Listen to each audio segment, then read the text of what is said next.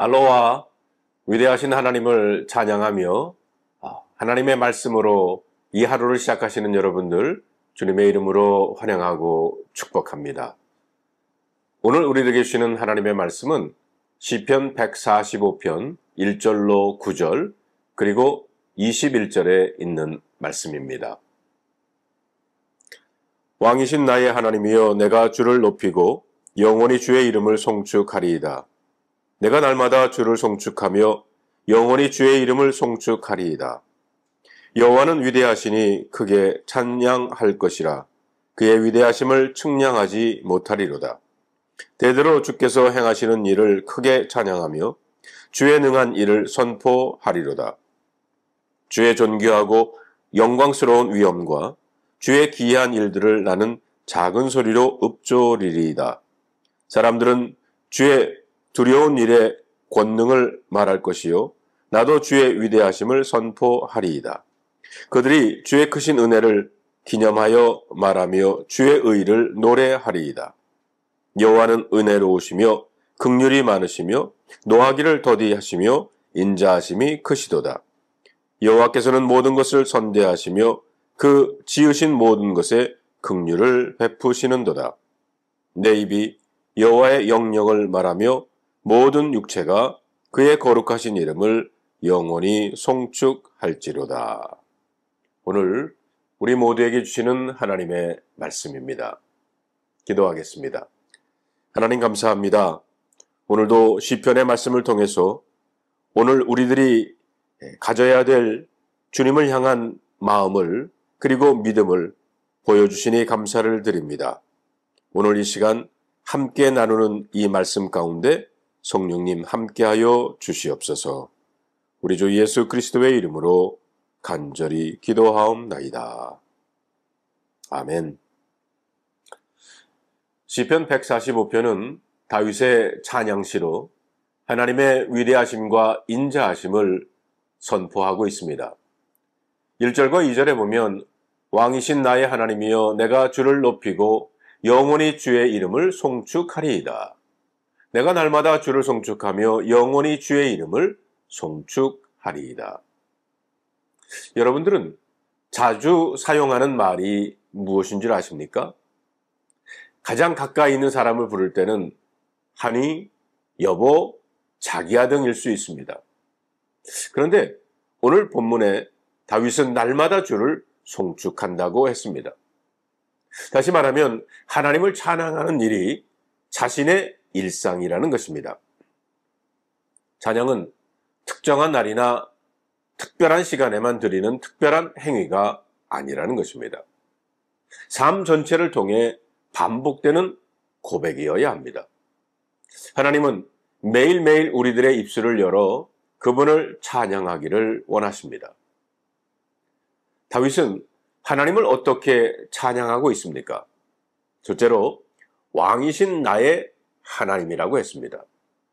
사실 다윗 자신도 왕이었습니다. 그럼에도 불구하고 진정한 왕은 하나님이라는 겁니다. 왕이란 모든 권력을 가진 분으로 나라 더 나아가 세상을 통치하는 사람입니다. 다윗은 겸손히 자신의 왕관을 벗고 왕자에서 내려와 겸손히 주님 앞에 무릎을 꿇는 모습을 우리들은 상상해 볼 수가 있습니다. 오늘 여러분은 하나님을 뭐라 찬양하고 계신가요? 여러분에게도 하나님은 왕이시고 주님이십니까? 둘째로 다윗은 하나님의 위대하심을 찬양한다고 그랬어요. 다윗은 지금 노년에 이 시를 지어 부르고 있습니다. 그의 생애가 끝을 향해 가는 순간 그는 마지막까지 하나님을 찬양한다는 것입니다. 그 이유는 단 하나, 하나님이 위대하시기 때문입니다. 3절에 보면 여호와는 위대하시니 크게 찬양할 것이라. 그의 위대하심을 측량하지 못하리로다. 대대로 주께서 행하신 일을 크게 찬양하며 주의 능한 일을 선포하리로다. 다윗은 하나님의 위대하심이 측량할 수 없다고 고백합니다. 하나님의 위대하심은 우리의 이해를 초월하신다는 겁니다. 그분은 온 우주를 창조하신 창조주이십니다. 이스라엘을 애굽에서 인도해 내신 구원자이십니다. 우리를 죄에서 건지시기 위해 십자가를 지신 주님이십니다. 다윗은 이 하나님의 능하신 행위들을 세대에서 세대로 선포하라고 합니다. 즉, 찬양은 개인적인 감정의 표현, 신앙 고백을 넘어서 신앙의 전수라는 것입니다. 우리의 자녀가 다음 세대가 그 하나님을 기억하도록 하려면 우리의 입술에 먼저 하나님의 위대하심을 노래하는 찬양이 있어야 한다는 것입니다. 킹 오브 킹스를 만든 한국의 장성호 감독이 이 영화에 대해 설명하면서 이런 말을 했습니다. 영국의 찰슨 디킨슨이 아서 왕에 빠져있던 어린 아들을 위해 자녀들을 모아놓고 왕 중의 왕이신 예수님의 이야기를 해주기 위해 아이들의 눈높이에 맞추어 쉽게 풀어쓴 작품인 예수의 생애, The Life of the Lord를 모티브로 만든 영화라고 소개를 합니다.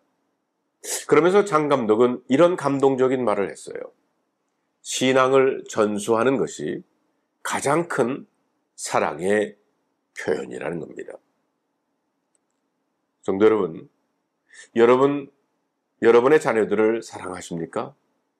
그렇다면 여러분의 믿음을 여러분 아들, 딸들에게 전수해 주시기를 바랍니다. 셋째로, 다윗은 하나님의 은혜와 인자하심을 찬양합니다. 7절에 보면 그들이 주의 크신 은혜를 기념하여 말하며 주의 의를 노래하리로다. 여호와는 은혜로우시며 긍휼이 많으시며 노하기를 더디하시며 인자하심이 크시도다. 여호와께서는 모든 것을 선대하시며 그의 지으신 모든 것에 긍휼을 베푸시나이다. 하나님의 위대함은 두려운 권능으로만 드러나는 것이 아니라는 겁니다. 하나님은 정의로우신 분이시고 그분의 정의는 자비 안에 있습니다.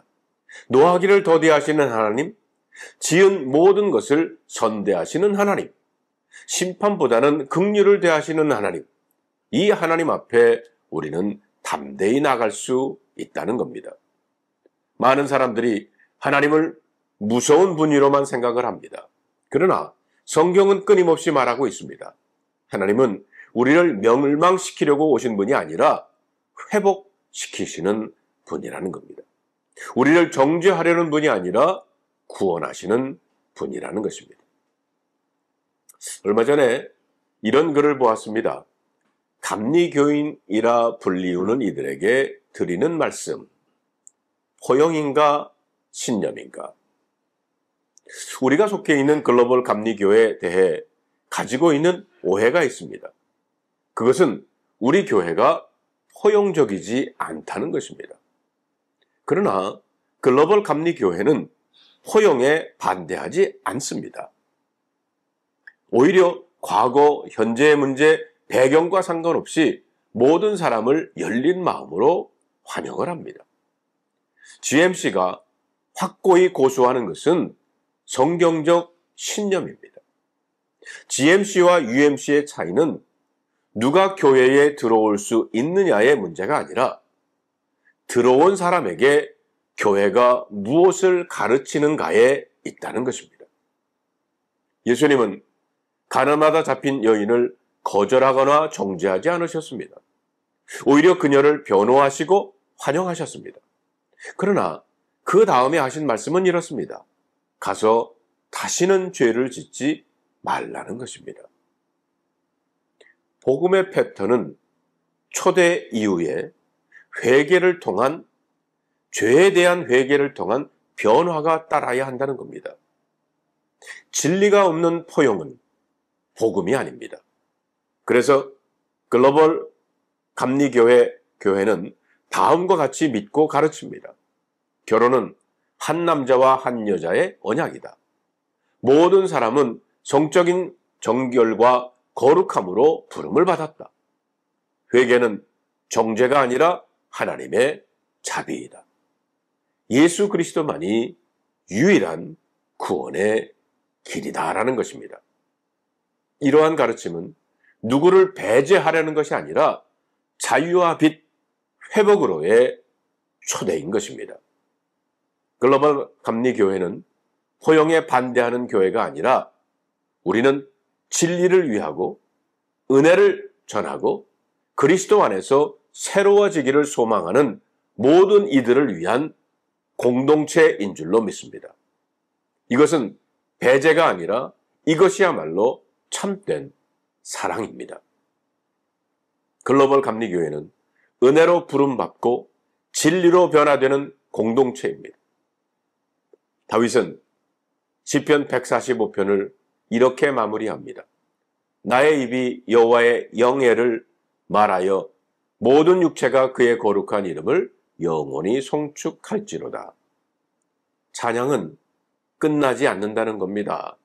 이제는 나만이 아니라 모든 육체, 모든 피조물이 하나님을 찬양하게 될 거라는 겁니다. 이것은 단순한 소망이 아니라 하나님 나라의 비전입니다. 예수님께서 오셔서 시작하신 그 나라는 이제 교회를 통해서 온 세상으로 확장되어야 합니다. 그리고 마지막 날 모든 무릎이 그 앞에 꿇고 모든 혀가 주님을 찬양할 것입니다. 우리 교단과 교회는 위대하신 왕이시며 인자하신 하나님을 찬양하고 그분을 다음 세대에 전수하며 온 세상으로 주님을 찬양하게 전해야 할 것입니다. 오늘 이 말씀을 우리의 마음속에 간직하고 찬양하며 기도로 오늘 하루를 시작하기를 바랍니다. 기도하겠습니다. 우리의 삶의 왕이 되시는 주님, 감사합니다. 주님의 위대하심과 주님의 인자하심을 찬양합니다. 오늘 우리들의 입술에서 찬양으로 시작한 이 하루가 하루 종일 찬양하며 주님을 높이게 하여 송축하게 하여 주시옵소서. 우리 주 예수 그리스도의 이름으로 간절히 기도하옵나이다. 아멘.